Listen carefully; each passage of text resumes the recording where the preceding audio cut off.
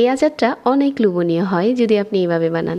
আমের আটি যখন একটু শক্ত হয় তখন এই আচারটা বানানোর সিজন। আজকের এই আচারটা বানানোর জন্য 1 কেজি কাঁচা আম নিয়ে একটা আমকে 8 টুকরো করে কেটে নিয়েছি।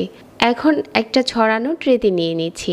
আম কাটার আগে ধুয়ে নিতে হবে, পরে আর ধোয়া যাবে না। এখন 1/4 চা চামচ হলুদ গুঁড়া দিয়ে দিলাম, সাথে দিয়ে দিচ্ছি 1/4 চা চামচ লাল মরিচের গুঁড়া, স্বাদ মতো একটু লবণ অ্যাড করে দিচ্ছি। এই গুঁড়া মশলার সাথে আমের টুকরোগুলো হাত দিয়ে একটুখানি মাখিয়ে নিচ্ছি।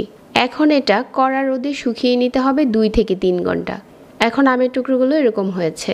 আজকে এই আচারে কোনো রকম 5 ফোড়ন দিব না, আমি 5 ফোড়নটা এইভাবে করে নিজেই বানিয়ে নিয়েছি। হাফ কাপ সরিষার তেল দিয়ে দিলাম, আর এখন দিয়ে দিচ্ছি আমের টুকরোগুলো। সরিষার তেলের সাথে আমের টুকরোগুলো এপাশ ওপাশ করে ভেজে নিচ্ছি। 1 কাপ চিনি দিয়ে দিলাম, আর হাফ চা চামচ লাল মরিচের গুঁড়া দিয়ে দিলাম। একটু নেড়েচেড়ে মিশিয়ে এখানে আমি প্রায় 3 চামচের মতো সিরকা দিয়েছি। আচারে যে মশলাটা গুঁড়ো করেছিলাম এখান থেকে দিয়ে দিলাম 1 টেবিল চামচ। এই মশলাটা গুঁড়ো করে রেখে দিলে আপনারা যে কোনো আচারে দিতে পারবেন।